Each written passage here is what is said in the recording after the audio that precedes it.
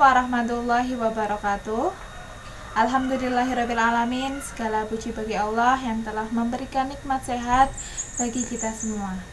Saya Indri Fitriani, mahasiswa Pendidikan Agama Islam, Program Pascasarjana Universitas Islam Negeri Sunan Kalijaga Yogyakarta tahun 2020. Pada kesempatan kali ini, saya akan mempresentasikan tugas dari Bapak Profesor Haji Mara Gustam Siregar MA pada mata kuliah Filsafat Pendidikan Islam. Tema yang saya dapatkan yakni mengenai hereditas, lingkungan, kebebasan manusia, dan hidayah Tuhan.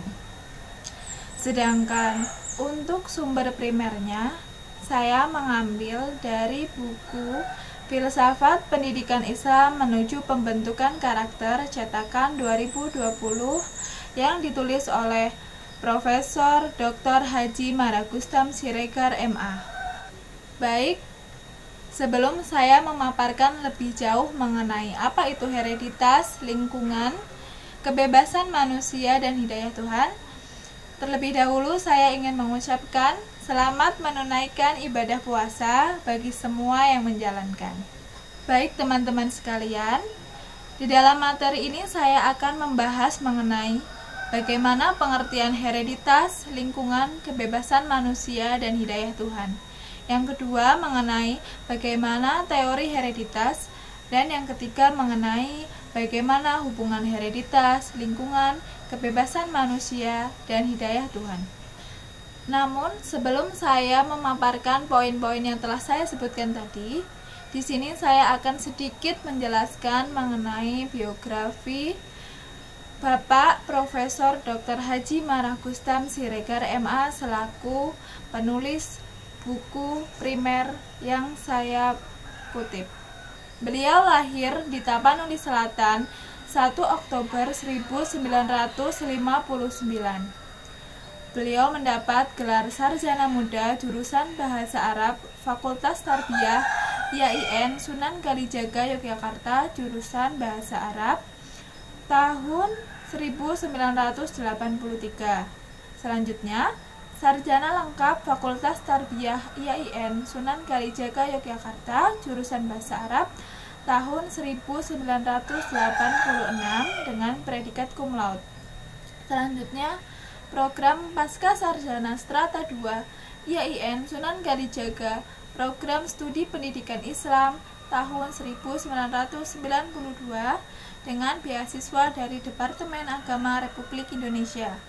Yang selanjutnya, program Pascasarjana Strata 3 UIN Sunan Kalijaga Yogyakarta, konsentrasi studi Islam lulus tahun 2006 dengan beasiswa dari Departemen Agama Republik Indonesia dan mendapat guru besar yang diperoleh sejak tahun 2008. Adapun salah satu karyanya yaitu buku Filsafat Pendidikan Islam menuju Pembentukan Karakter yang saya jadikan sebagai sumber primer dalam penulisan makalah ini. Adapun beliau sampai saat ini masih aktif mengajar di Fakultas Tarbiyah UIN Sunan Kalijaga Yogyakarta. Baik, untuk selanjutnya saya akan memaparkan mengenai materi yang sudah dibagi menjadi beberapa poin tadi. Yang pertama mengenai pengertian hereditas, lingkungan, kebebasan manusia, dan hidayah Tuhan. Hereditas merupakan kecenderungan alami cabang-cabang untuk meniru sumber mulanya dalam komposisi fisik dan psikologi. Ahli hereditas lainnya menggambarkan sebagai penyalinan cabang-cabang dari sumbernya. Menurut Wasti Sumanto, faktor keturunan atau hereditas adalah faktor utama yang mempengaruhi perkembangan manusia. Hereditas dalam hal ini dapat diartikan sebagai totalitas karakteristik individu yang diwariskan oleh orang tua kepada anaknya atau segala potensi, baik potensi fisik maupun psikis yang dimiliki individu sejak masa pembentukan, pertumbuhan ovum oleh sperma sebagai warisan dari orang tua lewat gen-gen. Dengan demikian, hereditas merupakan pewarisan biologis berupa karakteristik individu dari pihak orang tua kepada anaknya. Selanjutnya yaitu lingkungan. Lingkungan atau alam sekitar memiliki peran penting dalam pembentukan jati diri manusia. Lingkungan itu mencakup segala material dan stimuli di dalam dan di luar diri individu, baik yang bersifat fisiologis, psikologis, maupun sosiokultur.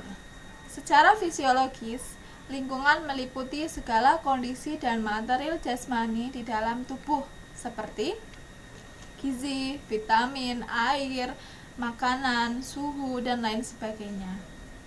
Secara psikologis, lingkungan mencakup segenap stimulasi yang diterima oleh individu sejak masih dalam kandungan. Secara sosiokultural, lingkungan mencakup segenap stimulasi, interaksi, dan kondisi eksternal dalam hubungannya dengan perlakuan orang lain, seperti pola hidup keluarga maupun pendidikan. Kebebasan merupakan suatu kemampuan manusia, khususnya kemampuan untuk memberikan arti dan arah kepada hidup dan karyanya, kemampuan untuk menerima atau menolak kemungkinan-kemungkinan dan nilai-nilai yang terus-menerus ditawarkan kepada kehidupannya.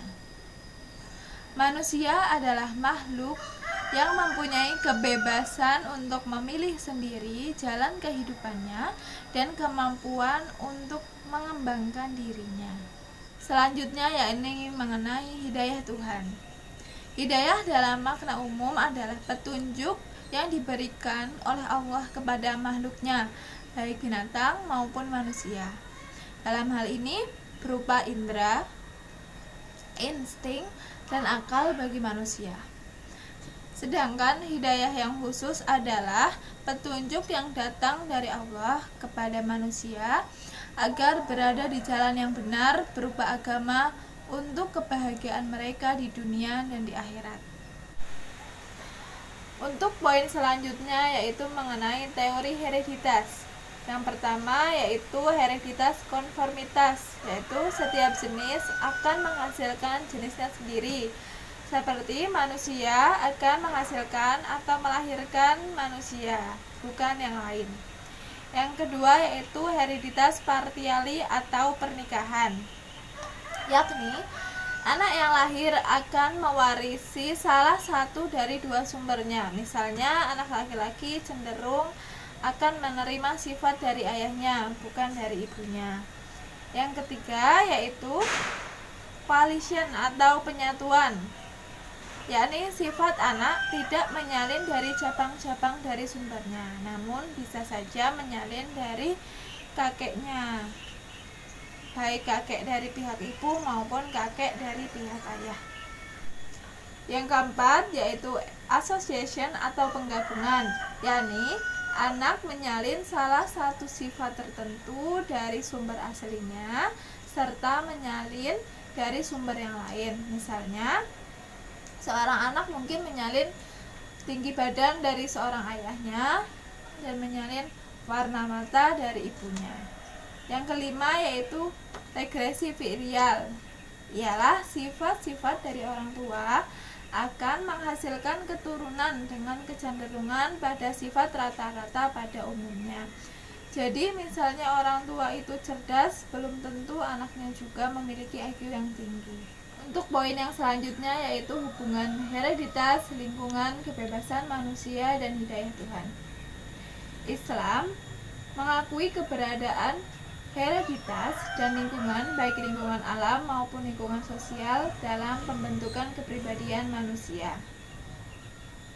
Namun kedua faktor tersebut tidak berjalan secara otomatis. Artinya, sekalipun seorang berada pada lingkungan sekitar yang baik dan hereditasnya baik, belum tentu ia menjadi baik. Sebaliknya, sekalipun seseorang berada pada lingkungan yang jelek dan mungkin hereditasnya kurang baik, mungkin saja ia bisa menjadi baik.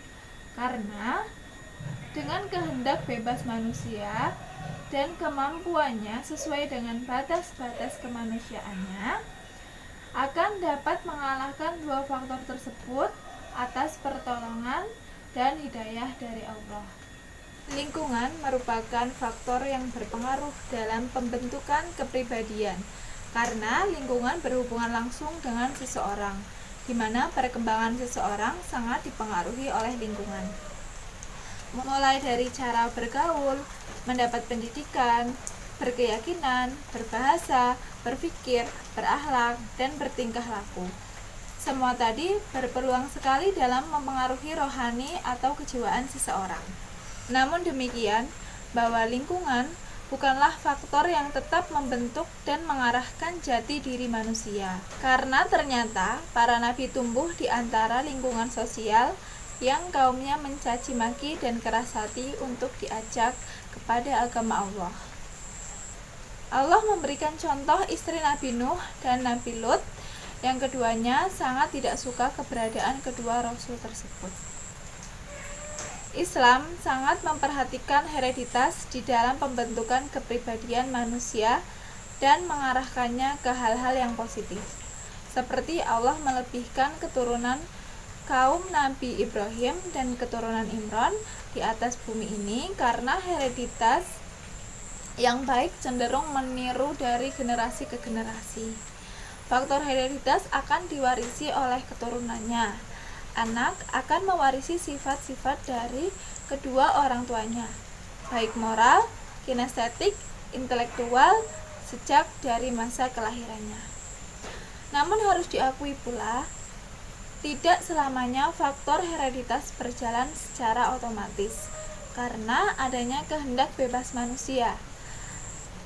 Kehendak bebas manusia akan mampu mengalahkan pengaruh faktor hereditas dan lingkungan atas pertolongan dari Allah. Seperti anak Nabi Nuh yang bernama Kanan, ia kafir terhadap risalah bapaknya, sekalipun Nabi Nuh adalah manusia pilihan Allah dan menjadi Rasul Allah. Dari sini dapat dipahami bahwa baik faktor hereditas maupun faktor lingkungan secara signifikan ikut membentuk kepribadian manusia. Hubungan hereditas, lingkungan, kebebasan manusia, dan hidayah Tuhan juga dapat dilihat dalam 3 teori. Yang pertama yaitu teori empirisme yang mengatakan bahwa perkembangan dan pembentukan kepribadian manusia ditentukan oleh faktor-faktor lingkungan, termasuk pendidikan dan sosial budaya.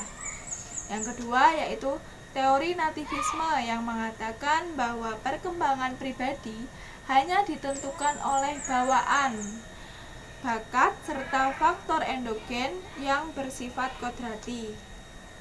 Dan yang ketiga yaitu teori konvergensi yang mengatakan bahwa manusia itu berlangsung atas pengaruh dari faktor-faktor bakat atau kemampuan dasar dan faktor-faktor alam sekitar termasuk pendidikan dan sosial budaya. Jadi dapat dilihat bahwa teori konvergensi merupakan penggabungan antara teori empirisme dan teori nativisme. Secara sederhana dapat digambarkan seperti ini.